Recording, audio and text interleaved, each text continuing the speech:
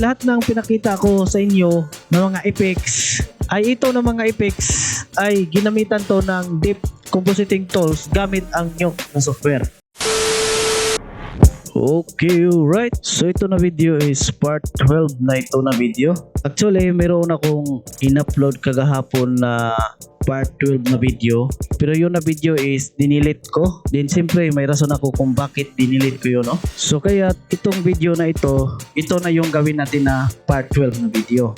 So anyway, so ngayong September 16, 2025, pag-usapan natin dito yung deep compositing tools sa Nuke na software na walang ganito na deep compositing tools sa Adobe After Effects na software. Din para sa aking pananaw, itong deep compositing tools sa Nuke na software is malaking tulong to para sa paggawa ng high-end VFX Compositing. So anyway, mayroon akong ipakita sa inyo ng mga video sa YouTube na yan ng mga video is gumagamit sila ng deep compositing tools sa Nuke na software sa paggawa ng VFX. So example dito sa video na ito na ang nakatitle Nuke Deep Compositing in the Rise of the Planet of the Apes. So ito na video is naka-upload to sa YouTube channel sa Foundry. Then yung Foundry na YouTube channel, yan yung may-ari ng Nuke na software. Then yung Nuke na software, ma-download niyo yan sa website na foundry.com. So itong video na ito is pinakita niya dito kung paano ginawa yung movie na In Rise of Planet of the Apes, na yung paggawa niya sa movie na In Rise of the Planet of the Apes, ginamitan siya ng deep compositing tools sa Nuke na software. Kasi itong Nuke na software talaga, ginagamit ito talaga sa paggawa ng high-end VFX compositing. Totoo yung mga sinasabi ko talaga, hindi yan fake, no? So anyway, panoorin na natin itong video na ito. Hello, my name is Robin Hollander. I'm a compositor with Better Digital out in New Zealand. This shot here is, you can see Caesar, the main monkey who's leading the charge. So as you can see, this is the plate here. So if I just look at this comp real quick, so I've got my green screen here, I pulled a real quick key and I just layered it over the background. We've got our matte painting here, and then we also had the CG bridge, and then for instance we've got the cables here. I'll talk about that in a second. And then on top of that, we run out deep opacity pass. Now the deep opacity pass we really use for the deep data, which, like I said, is basically lovely depth and an alpha channel. In order to do deep compositing, we have to add those two passes together. If I look at this, you'll see that the cables and the bridge were composited together exactly the way they should be. It doesn't matter the order of these. So if I switch these around, if I want to add this back over, in this case my sky matte painting, and if I now add this back over, there you go, that's our basic comp of the bridge that's being merged together with the deep data added over the background. So we got a green screen plate over here, do a quick over, and you can see that's already half the shot there. We've got our main hero character Caesar, he's like that. Now I grouped all my monkeys into a little group here, so you can see I can treat this as one pass, which is quite cool. But if I have a look what's inside of this group, I open the parameters for that. I'll just click on the show contents tab here.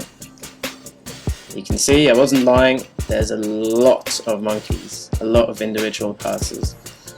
Each one of these passes you can see came in as an EXR. We've got a little Python script that just lets us import lots of little files, and it groups them together and adds them all together. And then at the end we merge it all together. So if you look at it, there is a lot of monkeys. And it's cool, it all goes into one deep merge node. If you look at the output of that, that's your monkeys right here. So now they're all together, and again they've got RGBA and depth data. And there you go. The monkeys are now turned back from deep data into RGBA data, and I can stick that back over my comp, over my plates. And it's actually not going to look all that exciting, because at the moment there's no holdouts whatsoever. The monkeys are just going to go straight A over B. But bear in mind that these are literally about 60 individual passes that we just kind of klooch together in a minute in their correct order and everything. Put them back over the top. So I think that's pretty cool that you can do that. Here we are, this is now in the 3D space. If I hit F to see what's going on, you can see that's my camera. I'll zoom in a bit. You can see these are all my monkeys in 3D space. It's a really, really cool way, I think, of visualizing your scene actually seeing what's going on and being able to add, like I said, cuts at certain points, you know. So makikita ninyo sa video na ito na pinakita niya yung lahat ng element doon sa VFX shot na yon. So yan yung patunay na hindi talaga fake itong video na ito. Okay, right. So hindi ko na siya i-play ng mahaba kasi haba itong video na ito. So yung pinakita ko sa inyo is cut na yon siya para hindi haba itong video ko na ito. So kung gusto niyo panoorin ang full video na ito, yung link sa video na ito is ilagay ko sa comment o sa description. I-click lang niyo yun para mapanood niyo itong video na ito. Then pwede din niyo i-research sa YouTube, Nuke Deep Compositing in the Rise of the Planet of the Apes. So naka-upload to sa Foundry na YouTube channel. Then meron pa akong ipakita na example video tungkol sa deep compositing tools sa Nuke na software. So itong video na ito na ang nakatitle Intro to Deep Compositing Full CG Deep Workflow in Nuke na ang pangalan sa YouTube channel VFX Showdown. So panoorin natin itong video na ito. Hello everyone, welcome back to our channel, and today's video I'm going to show you this fully CG deep compositing tutorial. So this is the third part of this tutorial series. We will see how we are merging and how we are doing a short look dev in a deep. So let's quickly see. So as you can see, this is the entire script for this shot, but we are not going to look at this one now. I will quickly show you this small script, so what we call the slap comp. So as you can see in this one, I have every pass. As you can see how many layers we have: 1 2 3 4 5 6 7 8 9 layers we have, and we also have this sky setup here. So this is the exactly same sky. The sky setup is very simple, just adding this one to the very big sphere, and we're rendering through scanline render. So as you can see, we have a camera and it's properly rendering the HDR. This is the one EXR with all the multi layers, multi passes, and this is the deep only. So this contain only deep, but I think in this one, yeah, as you can see, it's only contain the deep pass and nothing is there. So we are merging this using deep recolor. So similarly, we are merging, we are combining deep and 2D EXR, 2D normal multipass EXR, and now it's becoming a deep pipe. So now we're basically just merging all these passes together, and as you can see, they are properly merging. As you can see, there is no issue. They are properly merging together because we have a proper deep setup here. And as you can see, these splashes here, and as you can see, we have this stone. And this is a full stone. What I mean by that, we don't have a stencil here, so we have a full stone here. So if I merge here, as you can see, because we have a deep, properly going inside the water. Turn this thing off. As you can see, yeah, this one, as you can see. So makikita ninyo sa video na ito na pinakita niya yung lahat ng element doon sa VFX shot na yon. So yan yung patunay na hindi talaga fake itong video na ito. So yung pinakita ko kanina is cut na yun na video para hindi haba itong video na ito.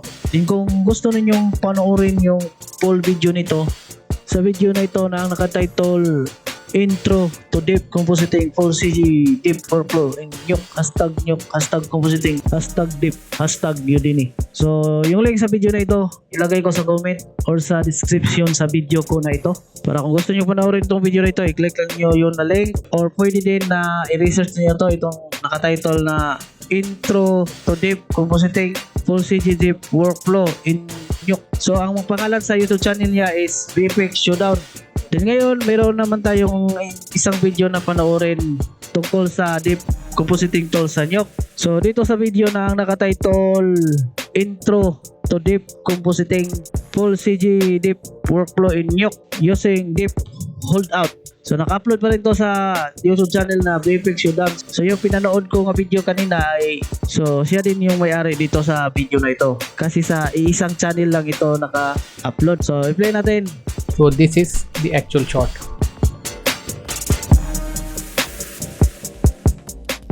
Then we will see this entire script. So this is the actual render. I will show you here. So let me play for you so you can see this one.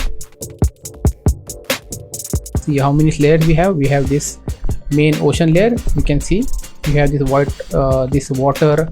I mean this entire ocean, and we have this smoke, the big smoke. You can see. So we have different layer, and this one I think this is a missile. Yeah, see, this is just a missile. You can see here, and this is smoke for that missile. and we have this actual vehicle. For this vehicle he give me 2 renders, so I have to switch here somewhere. So from here to here, so you can see this is the full vehicle without the holdout or anything, with the dip, and we have the actual white water. You can see the white water is looking very nice. So when you merge everything with the deep merge, you will get this entire scene. So that's how I did this, just a basic slap comp. So you can see all the layers and how it's looking.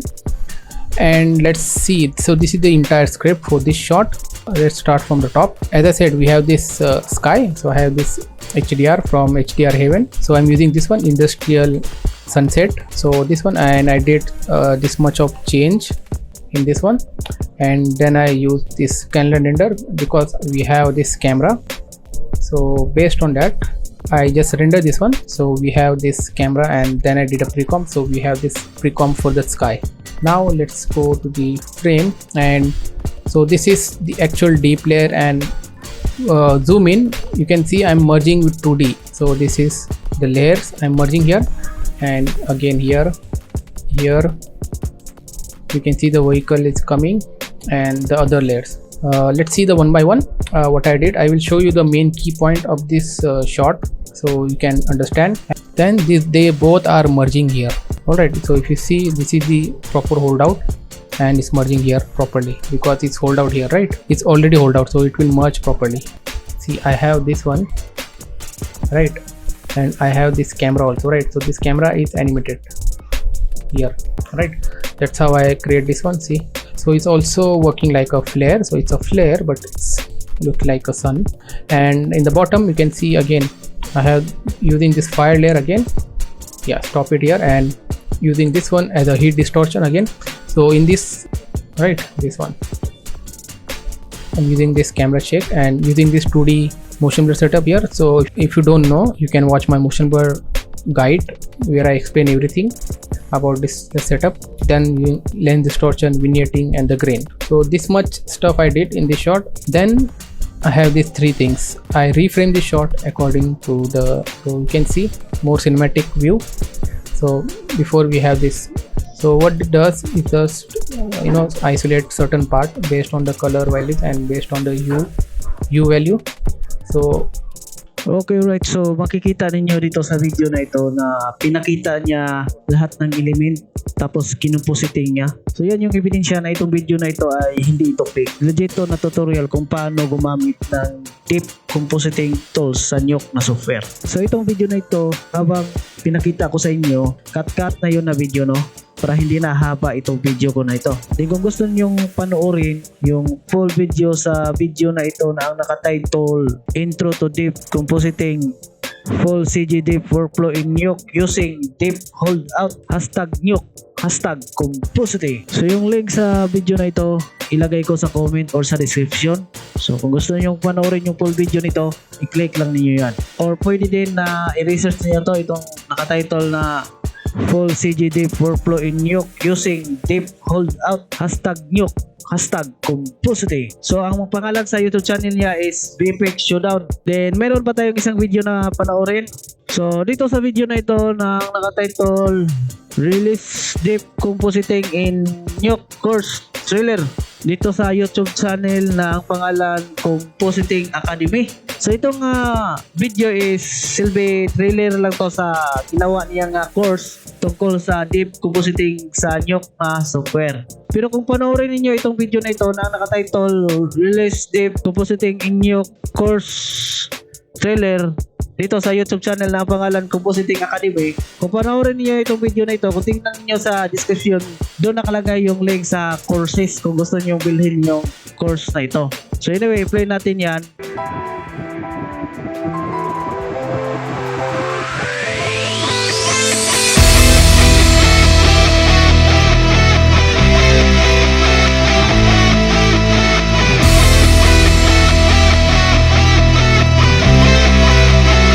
Welcome to Nuke 707 Deep Compositing in Nuke. In this course, we cover the basics up to an intermediate, then advanced level of deep compositing workflows.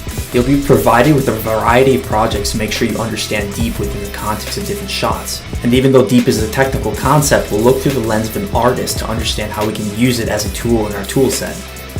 We'll learn to use deep in the context of both 2D and 3D, learn techniques like blending assets in the scenes, deep height fog, deep hazing, and driving contrast for look development. We'll study the differences between cryptomats and deep, as well as the differences between deep color and deep uncolored, and also the problems that present themselves with these different workflows. You'll learn a variety of optimization techniques and structural ways to speed up deep workflows when dealing with a large number of assets. Along with the other projects already mentioned, you'll also receive a production level shot with an entire asset library to put things into practice. In this portion of the class, we're not just talking about deep compositing anymore, but rather looking at a production level shot and looking at artistic techniques with layering to understand how we can assemble and control the contrast of shots like this. There are a variety of useful techniques included on how to composite fire, sparks, explosions, smoke, as well as layering those things together in a cohesive way, in a way that looks professional and final. So if you're ready to step up your compositing game, Nuke 707 is now available. So kung gusto nyo panoorin itong video na ito na nakatitle Release Deep Compositing in Nuke Course Trailer, so yung link sa video na ito is ilagay ko sa comment o sa description sa video na ito. Para kung gusto nyo panoorin, i-click lang ninyo yun na link, or pwede din ninyo i-research lang ninyo itong video na ito. I-research nyo Release Deep Compositing in Nuke Course Trailer dito sa YouTube channel na ang pangalan Compositing Academy.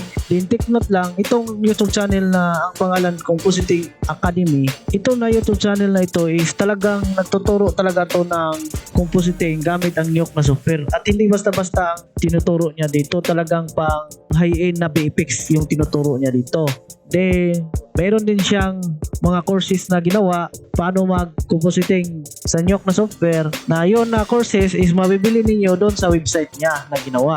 Then nais ko lang klaruhin ang layunin ko sa mga video ko. So itong video ko, umabot na ito ng part 12, no? Nais ko lang klaruhin ang layunin ko sa mga video ko is gusto kong i-encourage yung mga VFX artists sa Pilipinas na kailangan gumagamit sila ng Nuke na software para sa compositing. Kasi sa pagkakaalam ko, halos lahat ng mga VFX artists dito sa Pilipinas is ang ginagamit na compositing is Adobe After Effects na compositing software.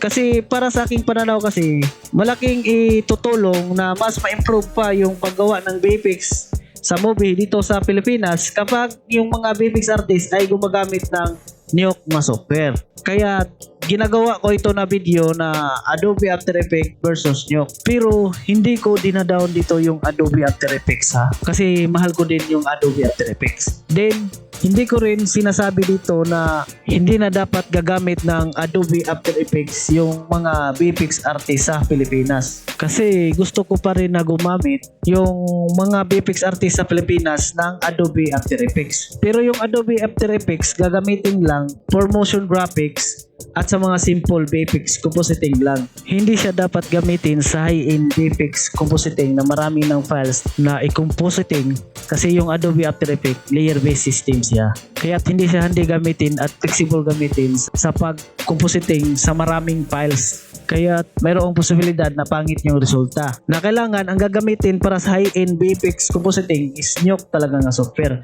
Kasi yan yung nakasanayan sa ibang bansa sa paggawa ng big budget movie, sa Hollywood movie like Marvel at DC. Yan yung nakasanayan sa ibang bansa, na yung Adobe After Effects ginagamit lang for motion graphic at sa simple VFX compositing. Pero sa mga high-end VFX compositing na marami ng files na i-compositing, Nuke na ang gagamitin nila. Gusto ko lang i-adapt ninyo yung style sa Hollywood. Kasi sa tingin ko, kung i-adapt ninyo yung style sa Hollywood, sa tingin ko mas ma-improve pa yung industry sa Pilipinas sa paggawa ng VFX sa movie sa Pilipinas. Ganon. Then take note lang, ha, ang tinutukoy ko nga high-end VFX compositing, yung maraming nang nagaganap sa compositing. Na sa compositing mayroong mangyayari na keying, na sa compositing mayroong mangyayari na matte painting, mayroong mangyayari na camera projection, mayroong mangyayari na camera tracking, then rotoscoping, mayroong mangyayari na deep compositing, mayroong mangyayari na CG Compositing or EUV Compositing na yung render galing sa Adobe Maya or yung render sa galing sa Udemy ipasok sa Nuke na software. Then mayroon din compositing sa mga 2D element na stock footage at iba pang klaseng mga mahihirap na compositing. Nang dahil sa maraming nagaganap na iba't ibang klaseng compositing, ang nangyari is marami ng files na kinupositing. So yan yung tinatawag na high-end VFX Compositing. Din yung nakikita natin sa YouTube na yung Adobe After Effects, pinaparisan siya ng Udemy. Na doon sa Udemy is mayroong ginawa na helicopter na sumabog. Din yung gawa sa Udemy na helicopter na sumabog is nirender yun, pinasok sa Adobe After Effects. Tapos mayroon lang ginawa doon na kunting adjustment, tapos nilagyan ng background. So yan lang yung ginawa. Wala nang ginawa na camera tracking, wala nang ginawa na rotoscoping, wala nang ginawa na matte painting, at wala nang ginawa na keying at iba pang klaseng mga compositing. So yan is matatawag pa rin yan na simple VFX Compositing. Pasok pa rin yan sa kategory na sinasabi ko na yung Adobe After Effects ginagamit lang for simple VFX Compositing lang. Kasi ang nagdala lang dyan, kaya't naging astig tingnan ang Udemy lang. Kasi nandun sa Udemy yung mahirap na gawa. Din sa Adobe After Effects, simple lang yung ginawa niya. So yan is matatawag pa rin yan na simple VFX Compositing lang. Hindi yan matatawag na high-end VFX Compositing. Ganon. So yung pinakita ko kanina na deep compositing sa movie na In Rise of Planet of the Apes.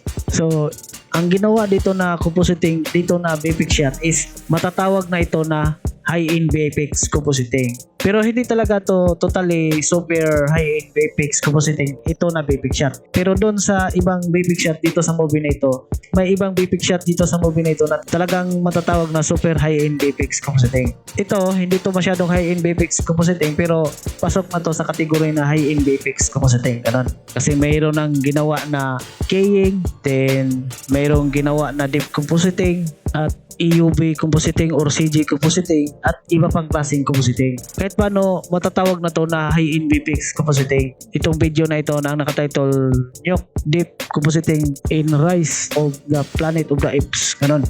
Then yung mga sinasabi ko sa mga video ko ang Nuke na software ginagamit siya doon sa ibang bansa sa mga big budget Hollywood movies sa paggawa ng high-end VFX compositing ay hindi yan fake, no. Totoo yan. Ang magsasabi lang na fake yan yung mga bobo na tao. Hindi to fake ang mga pinag-usapan ko dito, no. Hindi to fake. Kaya confident ako na hindi ako makukulong dito. Ang dapat makulong yung nagsabi na fake ang mga sinasabi ko, yung dapat makulong. Kasi kung tanungin mo yung industry doon sa Hollywood, sure ako na sasabihin nila nga tama ako. Pero dito sa Pilipinas, tanungin mo yung mga VFX artist dito sa Pilipinas, sa hinala ko, malamang ang sasabihin nila fake yung sinasabi ko kasi binibida ko dito yung Nuke na software. Alam naman natin na yung mga VFX artist sa Pilipinas is proud Adobe After Effects user yan, di ba? Kaya may posibilidad na ganon.